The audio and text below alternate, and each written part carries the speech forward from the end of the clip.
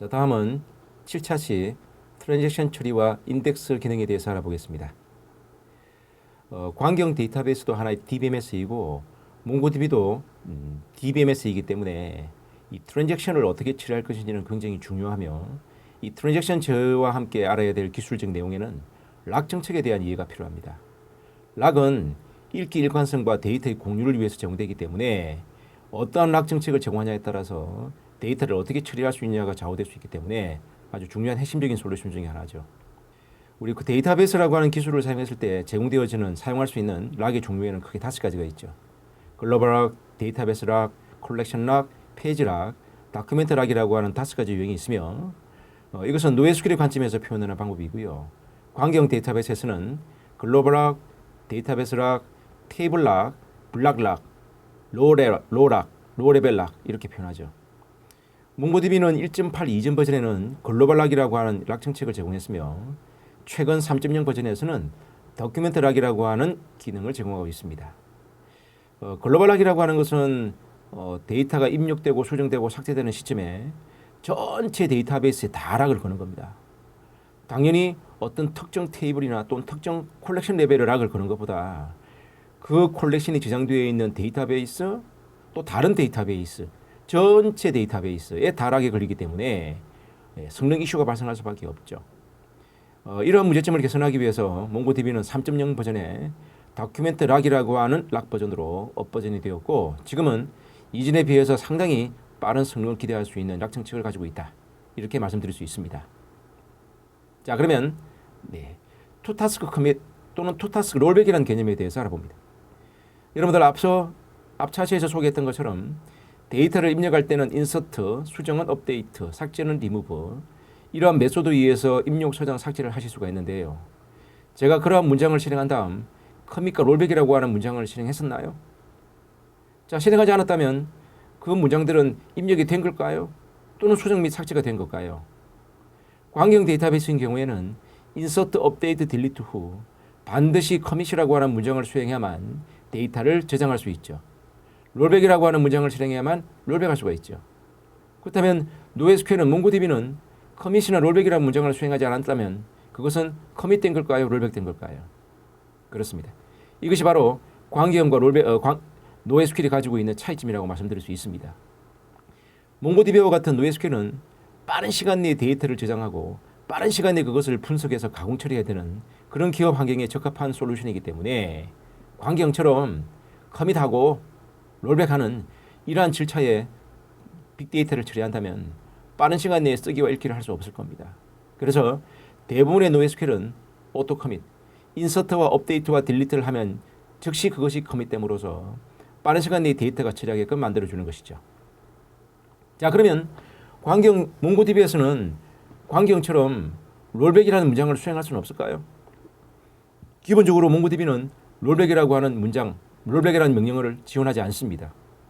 빠른 시간 내에 쓰기와 읽기를 제공하기 위함이죠. 자, 그렇다면 롤백이라고 하는 문장을 수행할 수 있는 방법이 없다면 광경 데이터베이스를 쓸 수 있는 비즈니스 영역에 광경 데이터베이스를 대체해서 쓸 수 없는 걸까요? 그렇지는 않습니다. 비록 롤백이라고 하는 문장을 제공하지는 않지만 광경처럼 데이터를 롤백시킬 수는 있습니다. 하지만 그것은 광경처럼 진정한 롤백이 아니라 이미 커밋된 데이터를 다시 이전 시점으로 데이터를 업데이트해서 커밋하는 방법으로 롤백을 하는 것이죠. 어쨌든 이러한 방법으로나마 그나마 롤백을 할 수 있다고 하는 것은 그나마 다행이죠. 앞서 소개했던 노에스큐엘 종류 150여 가지 중에는 이러한 매뉴얼 방법을 통해서 데이터를 다시 원위치할 수 없는 그러한 제품들도 있기 때문에 광경 데이터베이스를 대체해서 이 기능을 꼭 쓰고 싶다면 이러한 방법을 통해서 어느 정도는 구현할 수 있습니다. 자, 예제를 보시죠. 짐은 현재 공장에 2,500이라고 하는 잔고를 가지고 있고요. 킹도 1,300이라고 하는 잔고를 가지고 있죠. 그리고 오늘 짐은 킹에게 잔고를 100만 원을 이체를 하게 됩니다. 자, 근데 앞서도 말씀드린 것처럼 이 세이브 문장과 세 번째 세이브 문장은 실행과 즉시 오토 커밋입니다. 이미 커밋이 된 거죠. 그러면 짐은 킹에게 100만 원을 줬는데요. 실제로 돈은 이체가 안 되었으므로 데이터의 일관성에 문제가 생겼죠. 돈은 같다고 됐는데 실제 돈은 마이너스 100만 원과 플러스 100만 원이 안 됐지 않습니까? 그래서 이런 데이터의 시점 자체가 일치하지 않는 이런 문제로 인해서 일관성이 깨지게 되면 데이터의 신뢰성이 문제가 생기는 그런 문제점을 가지고 있는 것이죠. 자, 이런 문제를 해결하기 위해서는 이니셜 스테이트라고 하는 필드, 트랜잭션이라고 하는 콜렉션의 스테이트라고 하는 필드에 이니셜, 펜딩, 캔슬링, 캔슬드라고 하는 이런 상태 값들을 변경을 시키면서 실제로 이 데이터는 커밋은 되었지만 아직 커밋이 안 된 것처럼 우리가 이해하기 위해서는 스테이트라고 하는 필드에 이니셜이라고 하는 상태 값을 저장함으로써 실제 트랜잭션은 종료가 안 됐다는 것을 다른 사용자들이 또는 내가 이해할 수 있도록 알 수 있도록 구분자를 저장해 놓는 겁니다. 실제로 커밋되었지만 아직 트랜잭션이 종료되지 않았다는 것은 마이너스 100만 원과 플러스 100만 원이 안 됐다는 것을 의미하는 것이죠. 그러면 실제 트랜잭션은 다음과 같이 처리하는 겁니다. 먼저 스테이트라는 필드가 이니셜이라고 하는 상태값을 가지고 있는 필드를 찾으시고요. 그리고 스테이트를 펜딩 상태로 두면 지금부터 트랜잭션을 제어한다는 뜻으로 해석하시면 되겠습니다. 그리고 이 문장을 롤백을 시킬 거기 때문에 관련되는 통장 잔고에 마이너스 100만 원, 플러스 100만 원과 같은 이런 데이터 처리가 필요하죠. 그걸 위해서 어카운트라는 콜렉션에 업데이트하는 메소드를 통해서 마이너스 100만 원과 플러스 100만 원을 하기 위한 문장을 수행하시고, 그리고 실제로 이 잔고를 이체를 했던 이 잔고 정보에 대한 실제 잔고 정보를 업데이트했으므로 그 작업이 종결됐다는 뜻으로 캔슬링이라고 하는 상태값으로 바꾸시고요.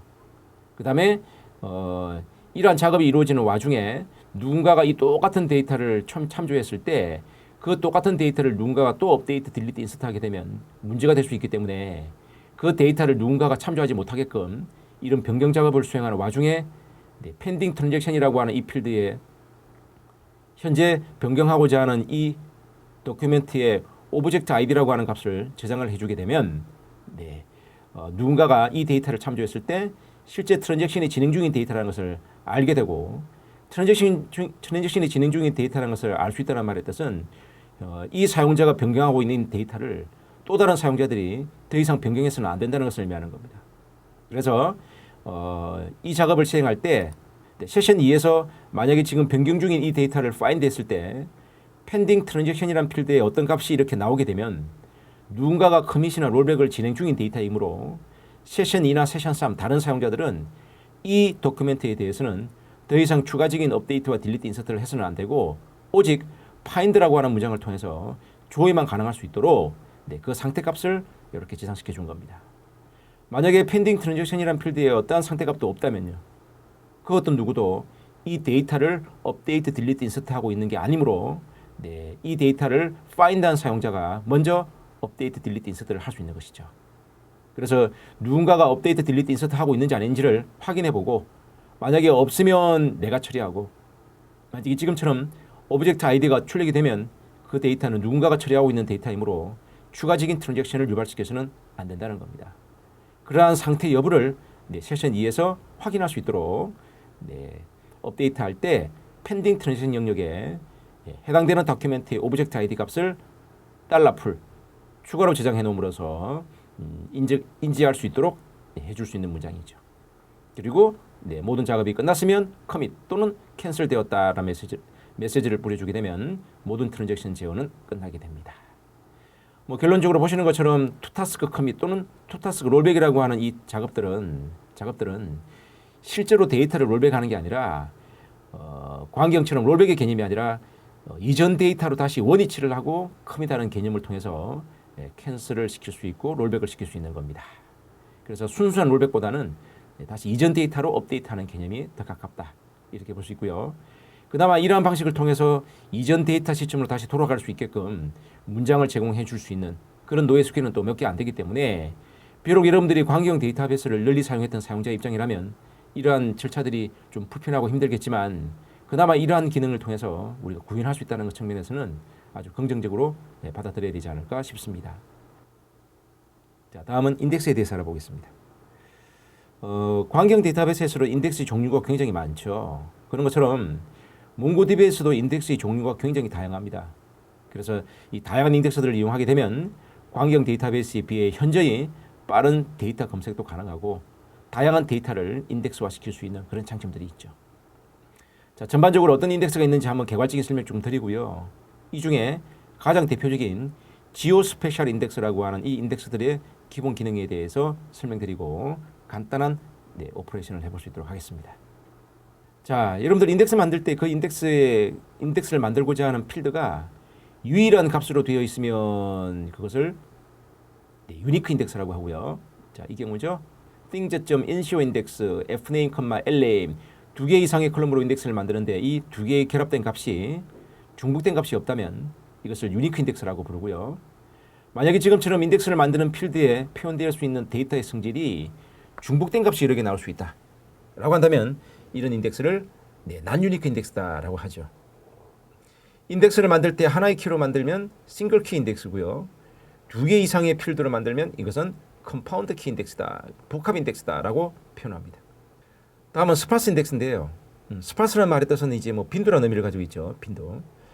우리가 어떤 컬럼에 어떤 필드에 인덱스를 만드는데 그 필드에 저장되어 있는 데이터 양과 분포가 전체 그 콜렉션의 데이터 양과 분포에 비해 현저히 적은 값이 저장되어 있는 데이터가 드물게 저장되어 있는 이런 필드가 있을 겁니다. 이런 필드로 스파스 인덱스를 만드시게 되면 전체 예를 들어서 1억 건인데 실제 어떤 A라는 필드에 현재 데이터가 2,000건밖에 없다. 1억 건 중에 실제로 그 필드에 어떤 값을 가지고 있는 도큐멘트 수는 2,000개밖에 안 된다면 그런 게 바로 드문 데이터 값이 드물게 저장되어 있는 필드인 거죠. 그런 필드에 이 스파스 인덱스를 만드시게 되면 일반적인 인덱스를 만드는 것에 비해서 현저히 빠른 성능을 기대할 수 있도록 제공해주는 그런 기능입니다. 그거 말고도 백그라운드 인덱스, 커버드 인덱스, 드롭 딥스 인덱스, 지오스페셜 인덱스라는 것도 있고 지금 여러분들 소개드리는 이 내용들은 몽고DB 2.6, 2.7 버전을 기준으로 소개하고 있습니다. 3.0 버전에서는 이 중에 이제 없어진 그런 인덱스 타입도 있으니 앞서 소개했던 것처럼 www.mongodb.org라고 하는 도큐멘트 사이트를 확인하시고 여러분들이 현재 사용하고 있는 버전에 어떤 인덱스 타입이 제공되고 있는지 또는 제거되었는지를 확인하시고 선택해서 사용하십시오. 자, 그러면 지금 소개드렸던 이 인덱스들 중에서 몽고DB의 가장 대표적인 인덱스 타입 지오스페셜 인덱스에 대해서 알아봅니다. 자, 지오스페셜 인덱스는 오늘 첫 차시에서도 소개했던 것처럼 우리가 광경 데이터베이스는 주로 문자와 숫자와 날짜라고 하는 정보를 운영 관리할 때 사용된 저장 기술이라면 동영상, 사진, 좌표와 같은 동영상 데이터를 이제 몽고DB에도 저장하고 또 빠른 검색을 요구하는 이런 시대적 환경에 우리는 놓여 있죠. 자, 이 중에 좌표와 같은 이런 위치 정보의 인덱스를 만들고 검색을 하는 이런 인덱스 타입을 지오스페셜 인덱스다라고 표현합니다. 자, 그러면 지오스페셜 인덱스의 기본 구조 알아보겠습니다. 좌표에 의해서 구성된 2차원화된 구조. 좌표란 말의 뜻은 위도, 경도와 같은 또는 X, Y와 같은 이런 형태의 값으로 되어 있는 구조를 우리는 좌표 정보에 의한 2차원 구조라고 표현하죠. 이런 데이터 값에 만든 인덱스를 2D 인덱스라고 하고요. 다른 말로는 지오스페셜 인덱스라고 표현하는 겁니다. 자, 여러분들의 이해를 돕기 위해 지금 좌표를 하나 만들었는데요. 실제 우리 지도상에 있는 좌표가 아니고요. 행과 열로 좌표를 만들었어요. 행 10개, 열 10개 좌표를 만들었고요. 자, 이 좌표를 만들기 위해서 db.square라고 하는 콜렉션을 만들고 각각의 좌표 정보를 10개씩 100개를 만들었습니다. 그리고 이 스퀘어라고 하는 콜렉션에 만든 좌표 위치 필드, 포스라고 하는 필드에 인덱스를 생성하고 있죠. db.square.initioindex. 자, initioindex라고 하는 문장을 실행하시게 되면 포스라고 하는 POS라고 하는 좌표 위치에 지오스페이스 인덱스가 만들어집니다. 자, 그리고 우리는 어떤 좌표를 기반으로 내가 어떤 조건을 만족하는 다른 좌표를 이제 찾아야 되는데 이때 여러분들이 추가로 알아야 되는 문법에는 몇 가지 연산자가 있습니다. 좌표와 관련되는 연산자가 있습니다. 그 네 가지가 있는데요. 자, 먼저 달러 니어 연산자, 다음은 달러 센터 연산자, 다음은 달러 박스 연산자, 마지막으로 달러 폴리곤 연산자라고 하는 네 가지 타입이 있습니다. 자, 이 네 가지 타입에 대해서는 시연을 통해서 한번 보여드리도록 하겠습니다. 자, 방금 설명드렸던 스퀘어라고 하는 콜렉션을 만들 거고요. 아까 보셨던 것처럼 총 100개의 좌표를 만들 겁니다. 행 10개, 열 10개. 그리고 토스라고 하는 그 좌표 위치에 2D 인덱스, 지오 인덱스를 만들 거고요. 네 가지 타입으로 데이터를 검색해 나갈 겁니다. 달러 니어는 기준 좌표를 기준으로 가장 가까이 있는 좌표를 찾을 때 쓰는 거고요. 자, 달러 센트는 원형으로, 달러 박스는 박스형으로, 달러 폴리곤은 다각형의 도형으로 찾는 겁니다. 좀 이해를 돕기 위해서 다시 PPT 그림을 보겠습니다. 자, 여러분들 이 그림을 보시면 달러 니어라고 하는 연산자에 5,5를 하게 되면요. 5,5는 바로 여기 그림상에 이 위치를 이야기하는 거죠. 여기가 바로 이제 기준 좌표고요. 즉 제가 검색하고자 하는 기준이고요. 이 기준 좌표를 기준으로 가장 근방에 있는 좌표, 이게 바로 달러 니어인데요. 이것을 리밋 5는 5개를 찾으라는 뜻입니다. 이 5개에 포함되는 것은 기준 좌표 5,5를 포함해서 나머지 4개를 찾아서 총 5개를 찾게 되는데요. 그렇게 되면 5,5를 기준으로 가장 가까운 좌표는 5,4가 있고요. 그 다음에 4,5가 있고요. 그 다음은 5,6이 있고요. 그 다음은 6,5가 되겠죠. 이 5가지 결과를 출력할 때 사용되는 연산자가 달러 니어 연산자입니다. 기준 좌표를 기준으로 가장 가까이 있는 좌표, 이런 의미죠. 자, 그러한 개념으로 달러 센트는요, 기준 좌표 5,5를 기준으로 2는 두 단계를 이야기하는 겁니다. 그레이드. 자, 그래서 여기가 이제 기준 좌표인데요. 여기서 우리가 좌표를 지금 하나의 그리드, 두 개의 그리드를 지금 지정했지 않습니까? 그러면 1단계, 2단계니까 자, 요 좌표들이 되는 거죠. 여기서 1단계, 2단계는 요 좌표가 되고요. 여기서는 5,67이 되고요. 여기서는 7,5가 될 겁니다. 자, 해당되는 기준 좌표를 기준으로 좌우 사방으로 두 개의 그리드를 이동한 좌표가 결정되었으면 각 좌표간을 선으로 이어줍니다. 이때 직선으로 있는 게 아니고요. 지금처럼 원형으로 그 위치를 포지션을 나타내는데 이렇게 4개의 좌표를 원형으로 그리게 되면 하나의 원형이 나타나게 되고 그 안에 배치되어 있는 모든 좌표가 바로 출력 대상이 되는 것이죠. 그래서 5,5부터 6,6까지의 좌표들이 화면에 출력되었네요. 이것은 달러 센터 연산자고요. 달러 박스는요, 보시는 것처럼 사각형 안에 포함되어 있는 좌표들을 의미하는 겁니다.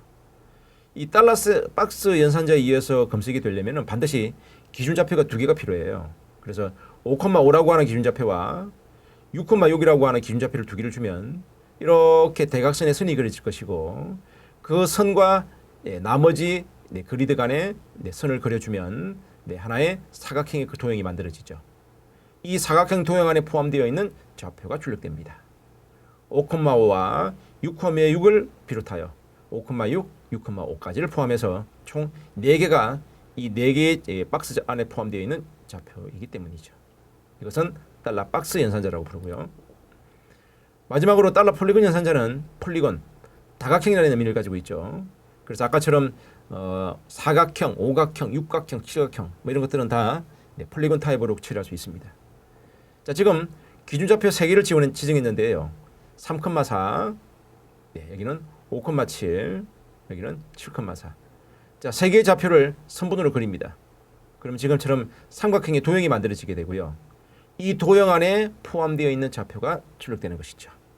그래서 하나, 둘, 셋, 넷, 다섯, 여섯, 일곱, 여덟, 아홉, 총 10개의 좌표가 화면에 출력된 겁니다. 이때 그 좌표 안에 있는 그 범위는, 검색 범위는 3개의 좌표 안에 포함되어 있는 좌표므로 삼각형 안이라는 폴리곤 안에 표시되어 있는 좌표들입니다. 자, 그러면 데모를 통해서, 시연을 통해서 한번 보여드리도록 하겠습니다. 자, 미리 준비된 스크립트를 제가 한번 실행해 보도록 하죠. 자, 이미 실행됐죠? 일단 보셨던 죄송합니다. 보셨던 100개의 좌표를 먼저 만들었고요. 그리고 각각의 100개의 좌표에 2D 인덱스, 지오 스페셜 인덱스를 만들었고요. 제대로 생성되었죠? 그리고 달러 니어 5,5 리밋 5를 하게 되면 기준 좌표를 기준으로 기준 좌표를 포함했습니다. 나머지 5개의 가장 가까이 있는 좌표를 찾는 겁니다. 이것은 달러 니어. 달러 센트는 5,5를 기준으로 두 단계, 투 그리드를 이용해서 2단계 안에 있는 원형 안에 포함되어 있는 모든 좌표를 출력하는 것이죠. 다음은 달러 압박스입니다. 5,5와 6,6이라고 하는 기준 좌표를 주고 그것을 대각선으로 그린 다음 하나의 사각형의 도형을 만들어내고 그 도형 안에 포함되어 있는 모든 좌표가 출력된 것이죠. 다음은 삼각형입니다. 3,4, 5,7, 7,3이라는 세 개의 삼각형 꼭지점을 주고 그 꼭지점을 연결한 다음 그 삼각형 안에 내에 있는 좌표들을 찾아서 출력한 겁니다. 자, 그래서 이 지오스페셜 인덱스 노에스큐엘의 대표적인 특징 중에 하나인데요. 기존의 광경 데이터베이스에서는 이런 지오스페셜 인덱스라는 게 없었죠. 최근에 나오는 광경 데이터베이스의 버전에서는 이러한 기능이 추가되었고 그나마 최근 버전에서는 이러한 기능을 사용해 볼 수 있지만 그 이전 버전을 쓰고 있는 사용자들에게는 이런 지오스페셜 인덱스라고 하는 기능이 제공되고 있지 않고 이러한 좌표 정보는 어쨌든 문자 값으로 하든 숫자로 하든 표현해야지 좌표가 하나의 데이터로서의 가치를 인정받고 그것을 인덱스화 시켜서 거리를 측정하는 이러한 형태의 기능은 제공되고 있지 않은 게 현실입니다. 자, 간단한 데모 보여드렸고요. 몽고DB의 대표적인 기능이 하나가 더 있는데요. 간단하게 소개드리고 넘어가겠습니다. 여러분들 몽고DB에는 조금 전에 보셨던 지오 스페셜 인덱스 이외에 지오 메트리 인덱스라는 것도 있습니다. 이 기능은 2.4 버전에서 추가된 뉴피처인데요. 자, 용어가 좀 어렵죠. 지오 메트리. 지오 메트리라고 하는 단어를 사전에서 찾아보면 이렇게 나오죠. 기하학, 기하 뭐 이렇게 소개됩니다. 기하라고 하는 것은 뭐냐면 기하계라고 하는 것은 뭐냐면 추상적인 구조나 다각형을 기하계라고 부르죠. 여러분들 이 그림에 보시면 포인트 점이 두 개 있지 않습니까? 이 포인트에 어떤 의미가 없이 해석할 때는 두 개의 점이다. 이렇게 해석할 수 있지만 만약에 제가 이 점 두 개의 어떤 의미를 부여하게 되면요. 왼쪽 점은 저희 집이 있는 위치고요. 오른쪽 하단에 있는 점은 저희 회사가 있는 점이에요. 저희 집과 회사의 위치에 관련되는 것을 두 개의 점으로 표현한 겁니다. 저는 이 두 개의 점에 추상적인 어떤 의미를 부여했죠. 그럼으로써 이 두 개의 점은 어떤 의미를 가지게 되는 것이고요. 이것이 바로 지오메트리다. 기하학이다. 자, 지금 여러분들에게는 하나의 선분에 불과하겠지만 저에게는 왼쪽은 저희 거래처고요. 오른쪽은 저희 집이에요. 이렇게 이런 의미를 부여함으로써 어떤 도형이나 다각형이 추상적인 어떤 의미를 갖게 되는 이러한 것들을 모두 기하학이라고 표현합니다. 자, 몽고DB에서는 다양한 기능이 제공되는데요. 하나만 간단하게 보여드리고 시연해 드릴게요. 자, 여러분들 이 그림의 도형의 오른쪽에 보시면 하단에 가운데 보시면 한강이 보이시죠? 아랫단에 초록색으로 되어 있는 부분이 이제 잠실역이고요. 위치는 위도 127.1058, 경도 37.5164라고 하는 위치고요. 강을 건너서 상단에 초록색으로 되어 있는 별표는 동서울터미널입니다. 1900m 위치에 있는 위치고요. 오른쪽 상단에는 강변역이고요. 왼쪽 상단에는 건대 입구역이 있습니다. 자, 4개의 점이 있는데요. 이 4개의 점의 위치를 제가 다음과 같이 조사 분석해서 인덱스를 만들었습니다. 자, 2D 스피어 인덱스, 지오메트리 인덱스를 생성하라. 127.0980, 37.5301. 이 좌표는 바로 동서울 터미널의 현재 좌표고요. 하나의 점이죠. 이것을 포인트 탑이라고 하고요. 위치는 동서울 터미널입니다. 자, 2100m 위치에 있는 이 별표는 127.0952, 37.5398을 나타내는 위치고요. 강변역이고요. 왼쪽에 있는 건대역구역은 127.0742, 37.54 위치를 나타내는 포인트 정보입니다.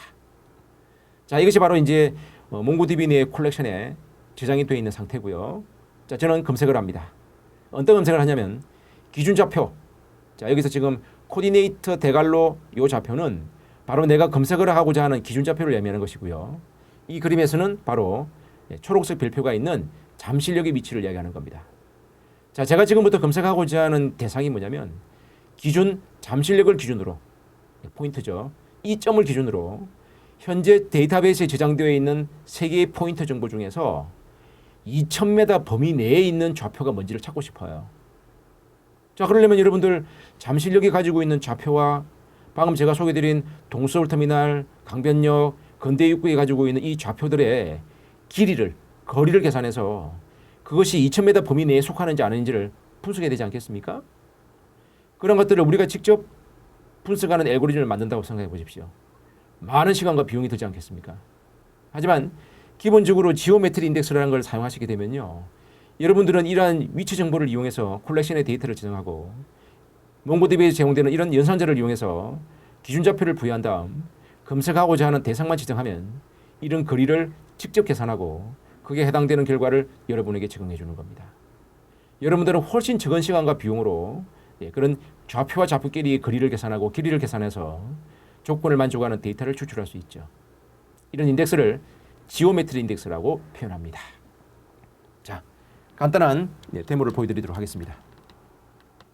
자, 여러분들의 이해를 돕기 위해 방금 말씀드린 잠실역부터 을지로 입구역까지의 6개 좌표 정보에 대해서 미리 조사 분석을 했고요.